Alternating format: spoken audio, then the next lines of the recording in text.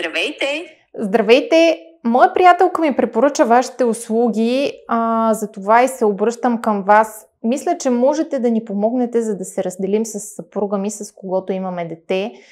Той също е склонен да опитаме с медиация. Чудесно, ще се радвам да ви съдействаме. За подобни случаи практиката ни е да правим подготвителни срещи с всеки от вас. Ще ви изпратя по имейл въпросник, който моля да попълните. Всеки от вас индивидуално. Благодаря ви. Ще очаквам въпросника тогава. И аз ви благодаря и до много скоро. До скоро!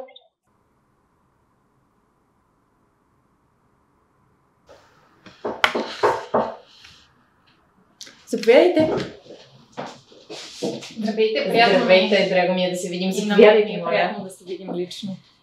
Радвам се, че сте тук. Сега нека да ви обясним какво е медиацията.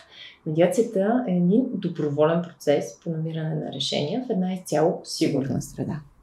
Моята роля в процедурата е да ви поведа във воденето на диалог по вземане на решения, които доста често са нелеки.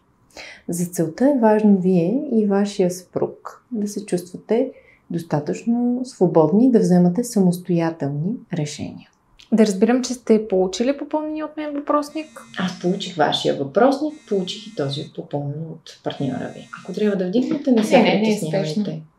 В този контекст ми се иска да коментираме допълнително някои аспекти, които ще ми помогнат да се ориентирам по-добре в ситуацията и да ви бъда максимално полезна. В тази връзка, имате ли някакви допълнителни въпроси? Сега единственият въпрос, който се породи в мен е... Извинявам се. Свързан с термина контролиращо поведение. Не ми стана напълно ясно какво имате предвид точно под това.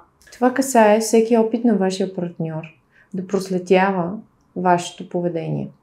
Например, да следи вашата кореспонденция, вашите съобщения, вашите активности в социалните мрежи. Включително и да бъде крайно ревнив по отношение на ваши срещи с близки приятелки. Да разбирам, че имате предвид да рови в телефона ми, защото това всъщност ми се случва доста често, но аз съм го отдавала на травма от миналото. Точно така, подобен тип поведение може да бъде квалифицирано като контролиращо, а психолози считат, че контролиращото поведение всъщност е психологическо насилие над вас.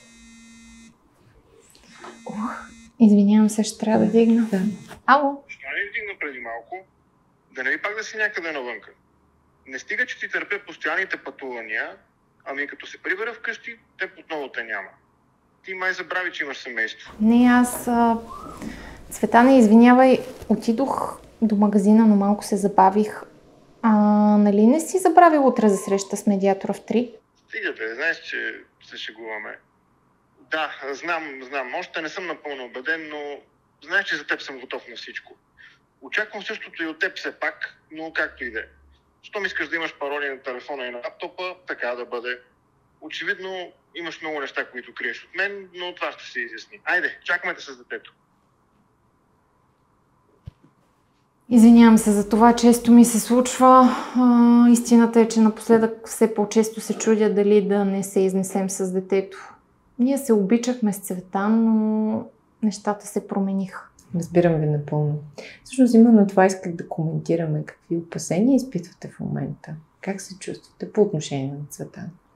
Опасения относно Цветан нямам. Опасенията ми са свързани основно с детето. С Цветан съм свикнала съм на неговото поведение. Той ту ми се сопка, то аз съм виновна за всичко, то после отново се връща при мен, за да излее душевните си тързания. Истината е, че напоследък, когато пътувам и съм далеч от него, се чувствам много по-спокойна. Не искам да звучи като оплакване, защото имаме удобно жилище, получавам стабилен доход, но вече съвместният ни живот не се издържа. Разбирам напълно и искам да ви уверя, че това, което вие споделяте, по никакъв начин не го възприемам като оплакване. Това, което разбирам от вас, е вашето силно желание да прекратите отношения, които намирате за нездравословни. Обръщам внимание още веднъж, че нашата среща е поверителна, както поверителна е и цялата процедура по медиация. Всичко, което ще си кажем, ще остане тук между нас. И в този контекст ни предстои първа среща с Цветан. Искам да знаете, че ако по време на процедурата, в който един момент се почувствате несигурна или желаете по някакъв начин да спрем процедурата, може да го направите. Просто трябва да ми кажете.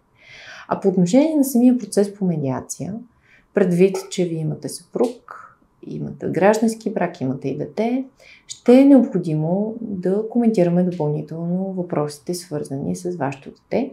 Както вие вече посочихте, че е важно за вас. Ще трябва да акцентираме върху това, къде то ще живее след една евентуална раздяла, кой ще полага ежедневните грижи за него, каква ще е издръжката за него, респективно вашите отношения с Цветан, когато те бъдат само на плоскостта на родителството, някакви ваши финансови взаимоотношения с съпруга ви. Всичко това ще можем да коментираме, когато сме заедно в една обща среща с Цветан. На този етап имате ли някакви въпроси? Нещо допълнително? На този етап нямам такива. Не мисля и, че имам въпроси. Ако изникнат такива, който един да е момент, може да се свържете с мен по телефон, по имейл и ще се радвам да ги адресираме срочно. Благодаря ви още веднъж за това, че избрахте медиация. Аз също много ви благодаря.